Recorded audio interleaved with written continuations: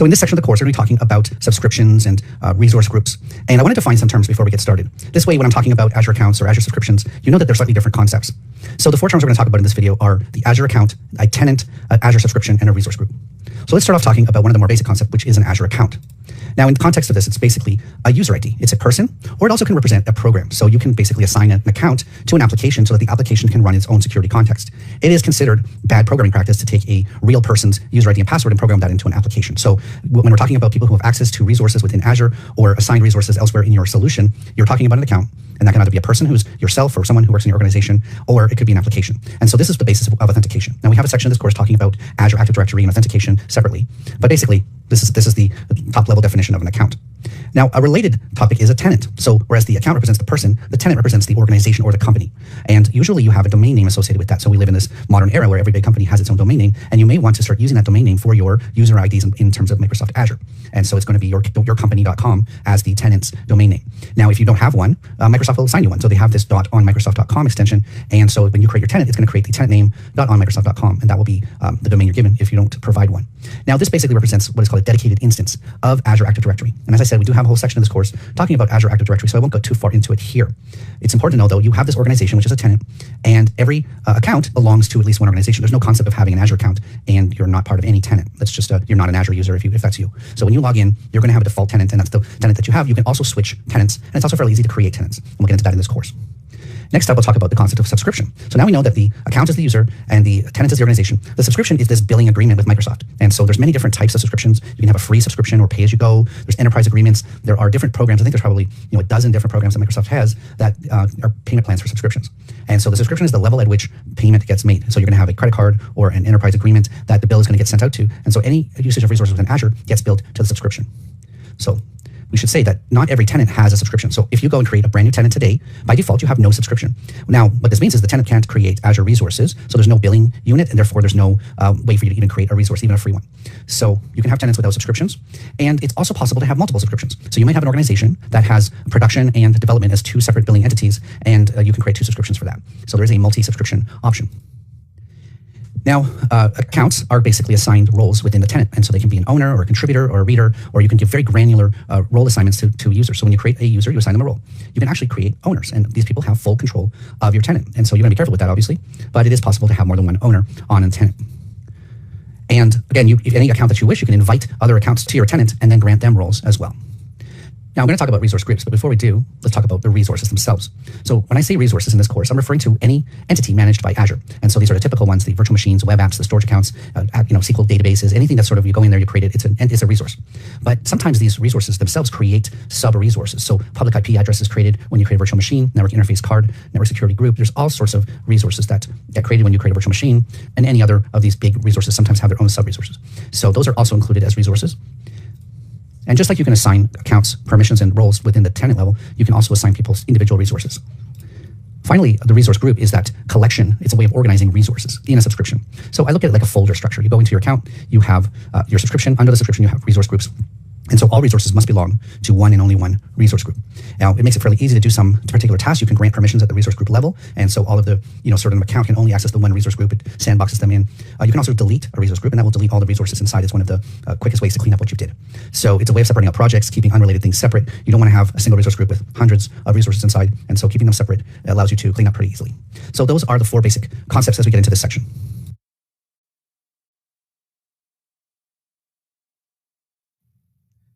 So one of the requirements of this exam is to be able to manage subscriptions. And so in this video, we're going to be talking about the Azure subscription. Now, the subscription is basically a billing unit for how resources that are assigned to that subscription, where they get billed to. And there's basically a hierarchical structure. Resources belong to resource groups belong to subscriptions, and subscriptions belong to management groups. We're going to be talking about management groups in a future video. So let's talk about subscriptions. To do that, I'm going to go into the subscriptions section. Now, you may have subscriptions as part of your menu on the left, which I do, which is not necessarily for you. You can obviously enter subscription into the search box and get taken to that page as well. And there's other ways to get there. Now, I happen to have multiple subscriptions, and maybe you have one, or maybe you have multiple as well. Now, we can almost see from the naming that there are types of subscriptions. There are free subscriptions. There are enterprise subscriptions. There are, in this case, it's a sponsorship. This one is pay as you go. These are different people who are going to pay for resources that are billed against this subscription. Now, every subscription can only be assigned to one tenant, but each tenant can have multiple subscriptions. So let's go into one of these. I'm going to pick the pay-as-you-go one to start. I'm going to minimize the menu on the left to give us more screen. Now we can see right off the overview screen of the pay-as-you-go subscription, I can see a spending rate and a forecast for the month, which resources are billing me the most, Azure Defender coverage, security is always important, which products I'm using. That's just right off of the top here. As I said, each subscription can only belong to a single tenant, and I can do that under Change Directory. So if, for whatever reason, I want this pay-as-you-go subscription to be associated with a different Azure tenant, which is relating to Entra, of course, then I'll do that within this Change Directory. I'm going to leave that for now. Now, there are, from this subscription page, you can use role-based access control, and you should use role-based access control to control who has access to your subscription. So just like almost any resource in Azure, you can assign a role to either an individual or a group that will give them permissions to access a subscription. So if you want to give someone else the ability to create resources under your subscription, this is where you're going to do that. If you don't want certain users to be able to see the billing for the month, you'll make sure they don't have the right permissions. If you want someone to be able to see invoices but not change anything, there's rules for that as well. Now, the portal is not the only place that you can go to manage your subscription. Of course, CLI and PowerShell also have interfaces into the subscription. Now, if you're ever concerned about how your account is spending, this is where you're going to go. We'll go into the subscription under cost management, and you can see a cost analysis as being the first place to go. We're going to talk about alerts and budgets and advisor in future videos in this section, so stay open for that. But let's go into cost analysis. So this is going to tell us in more great detail how we're accumulating costs, which resources are using them, what the forecast is for the end of the period, etc. Now, besides cost, another of the things you can access here is, of course, your historical invoices, as well as under settings, we can see things such as quotas. So as you may know, you might have certain limitations in terms of how much compute you can use within a particular region. So for instance, let's say I want to look at the East US. And so I can see all the various limitations that I have in terms of this, how many availability sets I can have, how many vCPUs, dedicated CPUs, individual instance families, so my DS CPUs. You can see that I'm limited to only 10 standard DS family CPUs. If I wanted to increase that, this is where I could do that. I can request 20 if I know I need them. So there are ways of limiting quotas for a subscription within the quotas section. All of these features, we're going to talk about resource groups, policies, things like that in other areas of this course, locks and things like that. But usage restrictions, they're here. So as you can see, understanding how to manage Azure subscriptions is essential for organizing your resources, applying governance, controlling access, controlling costs. In the next video, we're going to talk about things such as budgets and alerts.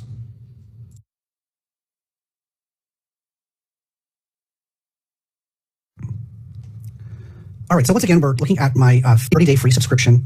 And just as if we had no forecast or spending on the homepage, the cost analysis section under cost management is equally boring. And in fact, it returns an error.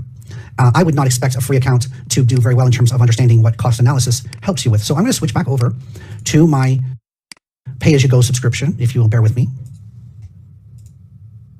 So I'm back to my pay-as-you-go, and I'm going to go to the cost analysis page. So this is where you're going to find details about your spending within Microsoft Azure if you have a spending account. Now, again, right now it's very low spending, so it's going to be not as interesting as a very complicated account. But even for my 31 cents a month, 39 cents actually, I can see that storage is taking up 31 cents and my SQL database is 8 cents. So I can actually see where those costs are being split between. I can look at the geographical split between where my costs are. Most of them are in US East. I should point out that your geography does actually impact your cost because there are certain regions like Brazil, like Japan, things like that, which are more expensive than other regions. And even within the United States, you'd be surprised to know that there are differences in prices between things like US East, US West, US West 2, places like that. They have subtle differences in pricing. I can also see which resource group is taking up. So it's my Cloud Shell. If I was just to delete the Cloud Shell storage account, I would save myself a whopping 30 cents per month. We started the course talking about budgets. And so I set a budget on this account quite high, actually, in terms of $150 a month. So we can see right here that it's got the budget as a dotted line. And so I'm not expected to come anywhere near my budget. So if we go to the next section, it's called cost alerts. And this is pretty straightforward. It's going to allow you to set up alerts based on certain thresholds for what you're spending or what you're projected to spend. When you go under add, it'll actually allow you to add a full-on budget or just what's called an anomaly. So if you don't necessarily want to have a budget, but you just want to be alerted when certain pricing situations happen, then you can go into the anomalies. Now, anomalies are actually defined by Azure. So you can basically set yourself up an email and it will detect when there is a cost anomaly in your account. So I'm actually just going to do this and say save. It doesn't like the subject. All right. Now, an anomaly is defined as either new charges that were not there the day before, or charges that were there and have stopped, or significant changes, either increases or decreases to the cost. So you would get an email, a daily email, letting you know that there was a change to your spending pattern, either new resources or stopped resources or change of existing resource pricing. So this is probably a good way of tracking changes to your account. Now, the other way we talked about earlier in this course was budgets.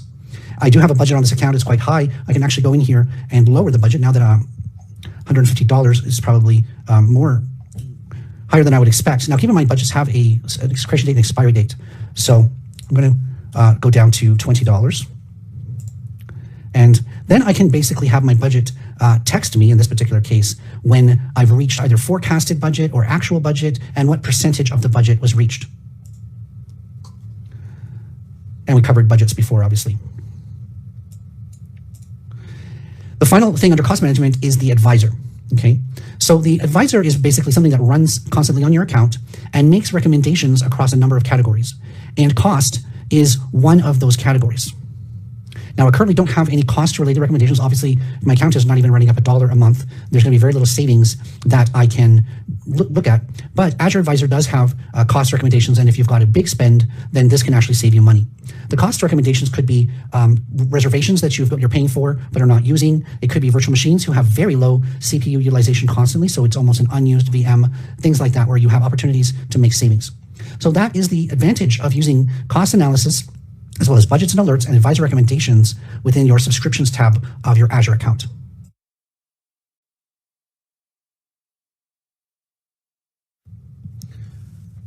So when you have an Azure subscription, you have the ability to create a number of resources.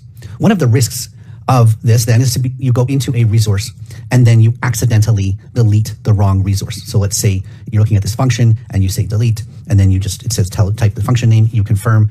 Once you've deleted it, you've deleted it. And so there is some requirement for you to have a type of warning or restriction on the deletion of resources. These are called resource locks. And there are different scopes for these locks. We'll start with the biggest scope, which is a subscription level lock. So if I go into a subscription, let's choose one, and I search for lock, and it says resource locks, I can create a lock that will prevent any resource that is part of this subscription from being either deleted or modified. So I'm going to go into resource locks. I'm going to say add, give it a name, do not delete. And I'm going to choose the delete lock. And I can even leave a little note saying, talk to Scott before deleting, please. And if I add this lock, then all resources that are inside of this scope, which is the subscription, will give a warning message and saying you're not able to delete unless you then delete the lock. So the lock needs to be removed before you can delete a resource. One advantage of this is you could not give people permissions to delete locks. So if you keep the person who can create and to delete locks to be a single person or a small group of people, then your wide range of users are not going to be able to go and accidentally delete resources. Another type of lock is the read-only lock. So read-only. This prevents deletions and modifications. So now you cannot change the settings on a resource. So for the delete app lock, it only stops deletions, but you can still go in and you go into your app service and change some of the settings and manually scale the instance and things. For the read-only lock, you are prevented from making any changes to any resource. I'm going to keep these two locks.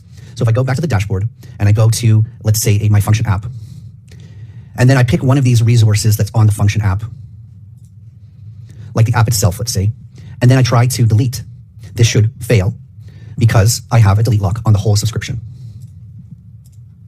And you can see it says failed because the following scopes are locked and it tells me subscription. So I do not even get the chance to override it at this time. I have to go back to the lock and remove the lock in order to be able to do it. So I'm going to go back to the subscription, go back to the lock, and I'm going to remove both of these locks. Now, like I said, there's multiple scopes here. So I can also go to the resource group scope, type lock, and I can create another delete lock on the entire resource group for function app. This way, I can still not delete any of the resources in this resource group. So if I do try to delete the function app, this failure is on the resource group scope. So you'll see it's the same message, but it's a different scope for why it failed. And you can even go into the individual resource. So if we go into the function app and we type lock, we can see that we could create a read-only lock on this specific resource. So other resources in the group are prevented from being deleted. This resource is prevented from being modified. So they're cumulative. This also means you can't allow us, you can't overwrite this lock in a subsequent resource if you've got a lock on the higher level, which is like the resource group in this case. You have to go up to that resource in order to modify it. And again, you may not even have permission for that. Actually, we can see right off of the screen, if I delete that lock, I can go to the resource group scope right from here. And I can go to the subscription scope right from here. That's a clever addition. Way to go, Microsoft. So resource locks operate at subscription, resource group, and individual resource levels and allow you to prevent either just deletions or modifications and deletions on resources. And you have the ability to control who has access to delete or create locks.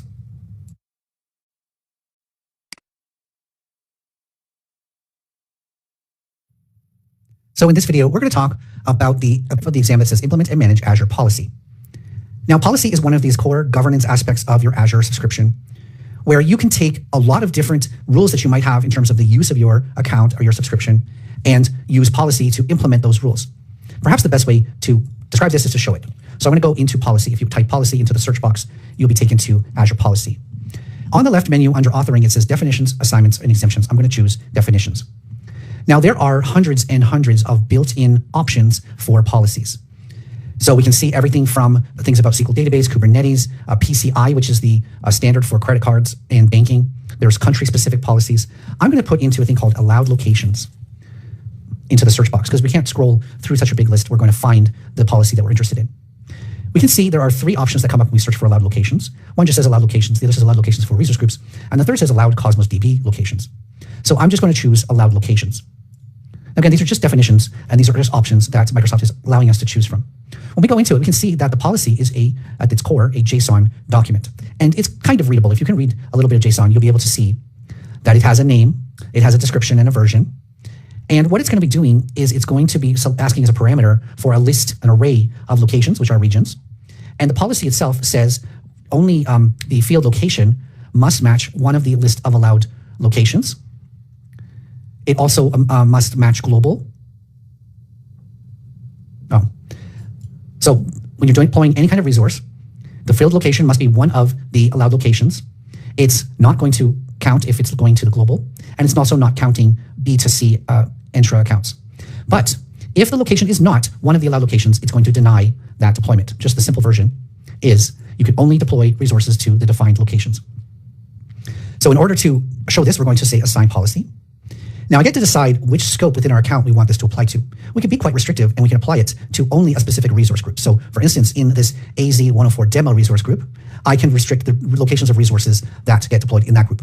It may be that certain users only have access to this group and no other groups. And then we want to restrict the locations of resources deployed in that group. So I'm going to select it. But you could deploy it to the subscription level as well, or to the management group level. So I've chosen a resource group. I can also exclude certain resources from this policy. I'm going to skip over all of these predefined lists called allowed locations. Now, one of the parameters of the policy is to provide a list of regions.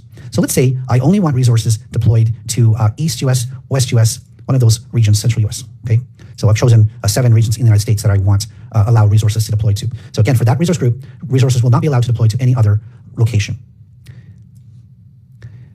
Now, I could have this running under a specific managed identity if I needed to have access to resources itself, but it doesn't. But I can also create a custom compliance message, I don't have to, that says, please speak to Scott if you require these regions. Something custom like that. Say review and create, and I can say create. So we're gonna let that run. It says it takes 5 to 15 minutes to take effect. It could be quicker than that. Now, like I said, there are literally hundreds of options. So for some inspiration, you can certainly read through the list, find something that relates to what you need it to do. You have options around which versions of SQL Server that you deploy, SSL connectivity, things like that. You can have options around virtual machines, virtual machine scale sets, and many of the resources that you want to restrict. So enable Azure Monitor, enable change tracking, things like that. Now, if none of these actually suit your needs, you can create your own policy. So if you go under a policy definition here, then you can give it your own name and deploy it to its own location, and then provide your own JSON that does exactly what you need. So it's totally, you can create your own custom policies. Last thing I'll point out here is there are differences between policies and initiatives. Policy is obviously a single policy. Virtual machines and virtual machine scale sets should have encryption at host enabled as an example. But an initiative is a collection of policies. So this initiative has 5 policies. This initiative has 34 policies. And we can go into it and we can see the various policies that are included in this one initiative. So you can batch assign a group of related policies if they're collected together in this initiative. All right, that's all for now. We do have this assignment to restrict locations. So in the next video, I am going to go and try to create a resource not in East US or West US, one of those 7 defined regions, and we'll see it fail.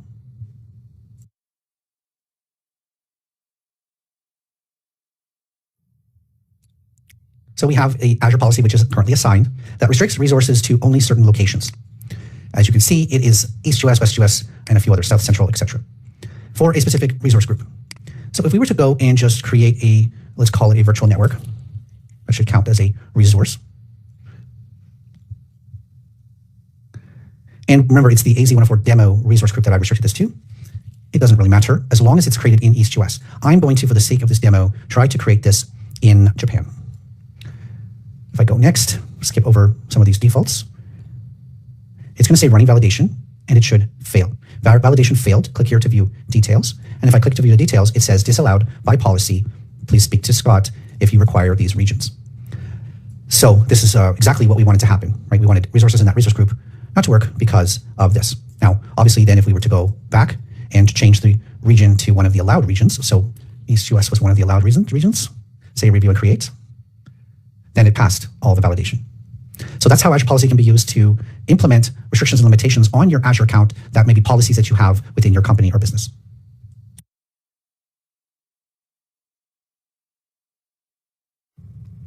So we've seen that Microsoft Azure has Azure policies that contain hundreds and hundreds of built-in examples of policies. And even the policies themselves are quite flexible in that they support parameters and that you can assign them to specific scopes. And you basically, a lot of these things are going to be able to do what you need to do. But it is possible that there's policies that are here are not exactly what you need, and you need something a little bit different. And so what you can do is you can create your own policy. And that would be like a custom policy. Now, it's not entirely easy or straightforward. Like if we look at these policies, I'm just going to pick one randomly here. We can see that the definitions are ultimately JSON documents. So this is obviously a language, and you can, if you see a policy that you like that you want to modify, you can obviously copy this. There's this duplicate definition button or export definition button. So you can copy this and then just modify this to your needs as well. If you want to create your own policy from scratch, there is obviously a template, a sort of a minimum policy a JSON document. So you've got properties, display name, description, parameters, and the if statement, and then what happens. So we can try to create our own custom policy here. And what we're going to do is create a policy that will require HTTPS encryption on storage accounts as an example for a policy that you can create and then you can import. So we have to give this a name, and we can call this something useful, obviously. Deny storage, deny unencrypted. And the description doesn't have to be more than that either. And we want this to be available since we're not dealing with resource tags at the moment, this is for all resources. Now we saw with the production where we are basically allowing storage accounts to be created, but it'll be audited. We have this ability to have an effect that can be a parameter. So I'm just going to paste in here an effect that basically has the denial by default, but we can also disable the effect just for auditing purposes. So we have the ability to turn off and on the effect in the parameters part. Okay. Now the policy rule is that we want storage accounts we're going to look at a specific field within the storage account. Now this is the trickiest bit because we're looking for a specific setting within the storage account. I'm going to go back to, I'm going to take this off screen, go back to home, create a resource, go into, storage account should be one of the common ones, right? No, why not? Go into storage account. Now I'm not actually going to create the resource. All right, but I am going to go to the review tab. And I'm going to look at the template because the template is going to contain the tags that I need to check. So this is an ARM template, obviously. And so to create the storage account, what I want is supports HTTPS traffic only to be enabled. So instead of this being whatever the parameter is, this has to be enabled. So you see, I grabbed the property that I need from the ARM template. Now for convenience here, I'm just going to paste in this. So what we're saying here is if, and all of the following things must be true, the on storage accounts, for type storage accounts, the storage account supports HTTPS traffic only cannot be false, or it has to be true, right? So the not equals, then I'm going to have an effect. Now I could just say deny, effect deny, but we want to use our parameter called effect type to whatever the effect is so that when we are assigning this, we can determine whether this is enabled or audit only, okay? So this is our custom policy. Now I'm copying that. Now we're going to go back to the policy section. I'm going to not create the storage account. Go back to policy, go into definitions. Then I can create my own new definition.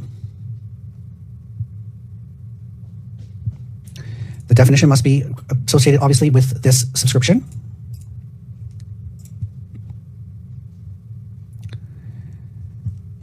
Now I called this deny unencrypted storage accounts. Create new. And instead of taking this thing, we're going to copy what we created, which doesn't like this properties.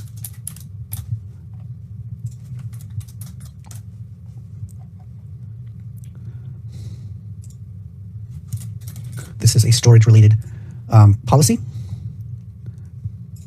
And the policy isn't really doing anything. We don't have to give the policy permissions in order for it to update existing resources. It's simply going to deny the creation of a storage account that doesn't have HTTPS only selected.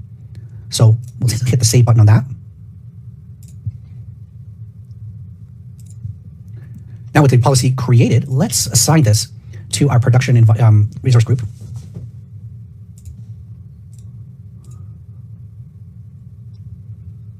Azure being a little slow today. And instead of flipping through this, let's go, we've got advanced scope parameters. Only show parameters that need input or review. So unchecking this, we can now see that we can either activate the policy but don't act on it, or we can force the denial, which is what we're doing, which is great, and say create. So with this custom policy, we should not be able to create storage accounts that do not say HTTPS only. And that's how you create a custom policy.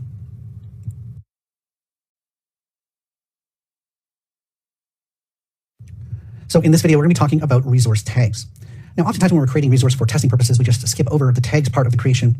But tags can play an important role in managing resources and being able to define and decide who's responsible, how you account for that internally, and things like that. So when you go into a resource, there is a tags menu. And this allows us to have a name value pair that we can define that basically is metadata that's attached to the resource. We can also sometimes see tags right off of the overview screen. There is a tags section, and we can add tags there. Now, oftentimes, you're going to want to set tags that are basically internal values to your company, something that is relevant to you. This is not generally going to affect your resource in Azure. This is basically information about the resource. So for instance, you could choose a tag to define what environment this resource is part of. And so this is part of the dev environment in my case, and I just define the tag environment. It's a name that I came up with, and the value dev that's relevant to me. I can also do things like accounting and billing, so I can say billing code as a tag, and then have some sort of 59762 being some relevant number for a billing code within my accounting department. You could have contact details. So if you want to know who is responsible for this resource, if I have any questions, who should I call to say, hey, we're having trouble with this resource, please help. You can put your contact name, contact email, things like that. These are all values that you come up with. So there's really no definition, but you can basically create your own set of tags and say apply. Now, what can it be used for? Now, we've seen previously we're talking about Azure policy. You can set policies that require resources to have tags. So if I go into policies, into definitions here, I can look for policies that mention the term tags.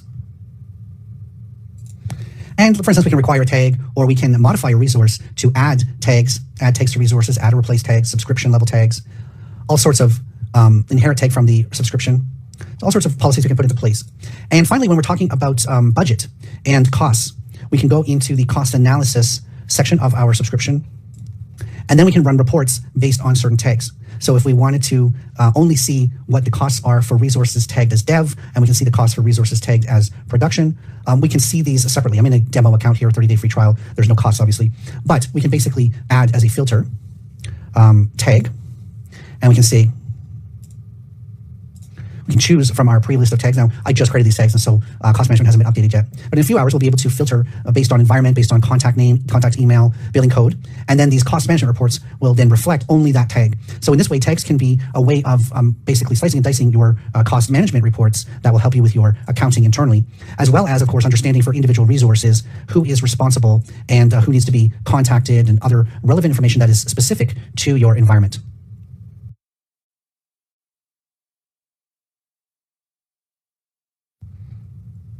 You might find yourself having set up a resource in a particular region, wishing that you had chosen a different region at some point. And so what are the choices? Let's say you've got this virtual machine to a point where you like it, it's also got your applications installed, you're pretty happy with it. Do you then back it up and then try to restore it to a new region? How do you move a resource? Well, luckily, there is a way to do that. So I've got this virtual machine and all its related elements: IP address, network security group, virtual network, network interface card, and the virtual hard disk. I can select all of the resources, go up to the three dots, and you'll see it says move. Now I have three options. One is to move it to another region, another subscription, or to just another resource group. So if I choose move to another region, I get a choice of another region, obviously. So let's say instead of East US, I would prefer this be in Central. And I can say next. And you'll see here that it's got 5 of my 6 resources. So not every resource is able to be moved. For instance, moving of disk isn't currently supported. And so what can happen while moving the VM, the disk data is copied and recreated in the destination. So Microsoft is taking care of this. We can see in the documentation a list of resources that are supported by this resource mover. VMs, it does say disk, but it's actually copying the disk and not moving it. Next, all for VMs, take care of this. We can see in the documentation a list of created in the destination.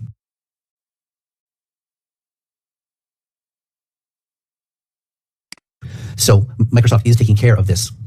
We can see in the documentation a list of resources that are supported by this resource mover. VMs, it does say disk, but it's actually copying the disk and not moving it. Next, all of these other things. What you'll not see is app services and lots of other types of services that cannot be moved. Function apps and things like that, whereas this is mostly infrastructure, VMs, virtual networks, IP addresses, and such. There's also, if we go more details under move operation support for resources, we can see a list of all of the services, and you can see that it cannot be moved to a resource group, it cannot be moved to subscription, but API apps can be moved to another region, and there is a documentation for that. So you'll have to check the list of services and whether it's supported. Some of them are, like you said, Spring apps can be moved between resource groups and subscriptions, but cannot be moved between regions. All right, so if I was to proceed with this and say next, then these resources would be moved from East US to Central. I'm gonna close that out. Now, we saw here we had other options. So if we just wanted to move these resources from this move demo resource group and choose the production resource group, then it's going to make sure all of these resources are able to be moved. This might take a few minutes. So you'll see that it's able to validate that these resources were able to be moved. And if I click next, then it would move from one resource group to the other. So all in all, moving resources between subscriptions, resource groups, or regions is possible. It does depend on the resource, and you'll see that Microsoft has documentation around what resources are allowed and which aren't.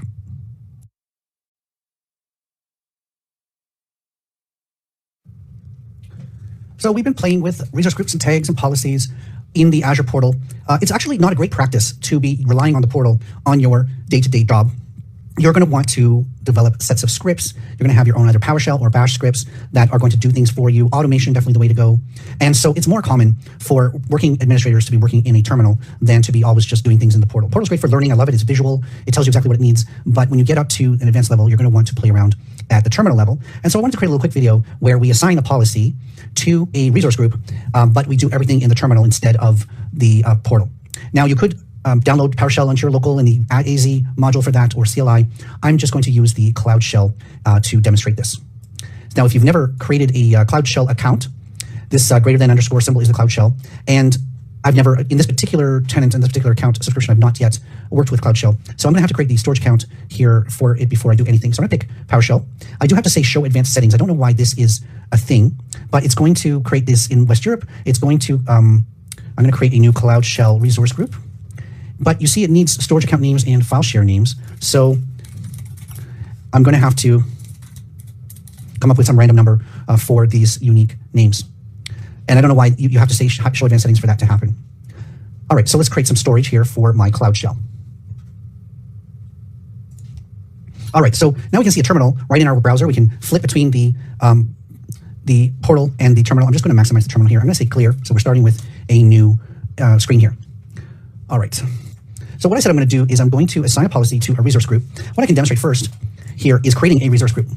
And actually, as soon as I start typing, you'll see that it's got an autocomplete. Very useful, actually, because I actually want to create a resource group. So it says new hyphen, and then it's autofilling AZ resource group with the name and the location. All I have to do is hit the right arrow key. Sure, focus on the window. Right arrow key, and you can see now it's accepted that default. I'm going to call this resource group staging underscore VMs. And I'm going to keep this, yes, in Central US. And I'm going to hit enter. So now it's created me a brand new resource group in Central US. Now I need to put this resource group as an object into a variable. So I'm going to say $RG equals get AZ resource group. And I still have to provide it the name, staging, VMs, and the location. Too bad there's no autofill on that. So now I have a variable RG that is an object representation of that resource group. And so I can say RG dot resource group name, I believe, and you see it comes back as staging VMs. So this resource group has an object and has a number of properties, and I can retrieve them individually. I'm going to clear that. Now, the next thing I want to do is figure out which policy that I want to assign. And for that, I'm going to go back to the portal for a second. I'm going to drag the screen down, go into definitions. I'm going to pick one of these at random. Let's say audit resource location matches resource group location. So this is strange, but you may want your resources in a resource group to be in the same physical location as the resource group itself.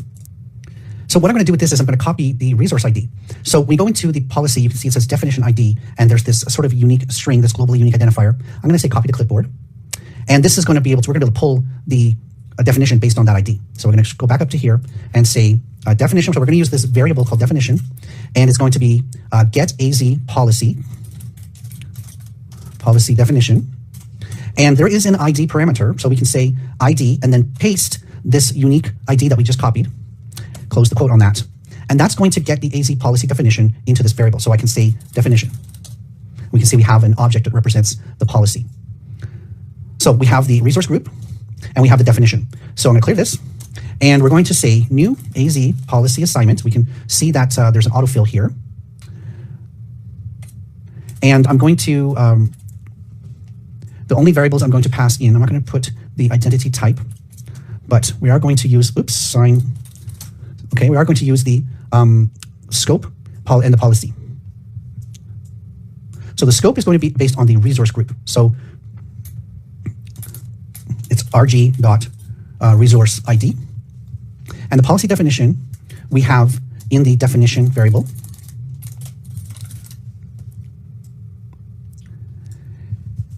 All right. I'm not going to specify the geographic location. We do have to give this a name. So I'm going to call this, RG location match. And we have to give it a display name. So I'll call it, resource group matches resources location. So this is our PowerShell command in order to assign this policy that's represented by definition object to this scope. Now you'll see there's upcoming breaking changes. We can ignore this. We do have our assignment. So the policy assignment ID has got an ID, so it successfully worked. So if we minimize this window a little bit, we should be able to go back to definitions and to assignments. And now we can see, if I refresh here, 4 assignments, and the resource group matches resource location is attached to the staging VM's resource group that we just created. So you can use PowerShell or CLI to do all the things you can do in the portal, and in a way it's safer if you do it in predefined script, if you save these scripts into your source control and you have this as your method of managing Azure resources compared to the portal.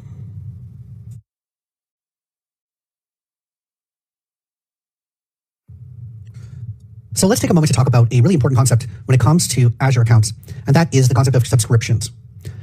So I know that it can be confusing. Obviously, you have your user account that you use to log into the portal. You have the concept of a tenant. So that user account is part of an organization that is an intra-tenant. And in order to have some type of resources that require billing, you need a subscription. So if we're in the portal, we can go under subscriptions. We can see that I have a couple of subscriptions available to me. Now I'm currently running a filter, and so we can only see a couple of the subscriptions of the 3 that I have. Now subscriptions can actually be nested under what are called management groups. Now I have a root group, and so there's not actually any nesting going on. If I go into management groups, I can see that I have my root group and I have 3 subscriptions that I can choose from that are part of this group. Now at any time, I can create another management group and I can nest other management groups inside of it and or also subscriptions. So I can give it a name and say submit. I now have a new management group underneath my root. I can go into it. And this is where I can basically add subscriptions that are children of this new management group. So if I said add subscription, I can choose one of my existing subscriptions to move from the root under here. Now I'm not going to do that because it can be kind of disruptive, so let's not play with that. Now I can also create a new subscription to place inside of this management group. If I go back to subscriptions and I say add, I give it a name, choose who's paying, and this is where I get to choose what type of billing plan that I want to create. So this Microsoft Azure plan is one of the options here.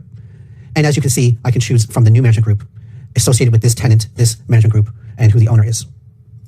I can even create a budget for the subscription as I'm creating it. So management groups and subscriptions are ways of organizing your billing. Instead of having one subscription across all your resources of all your accounts, you can create multiple subscriptions that separate out billing to different individuals, different departments, different clients, and even arrange those subscriptions under groupings called management groups.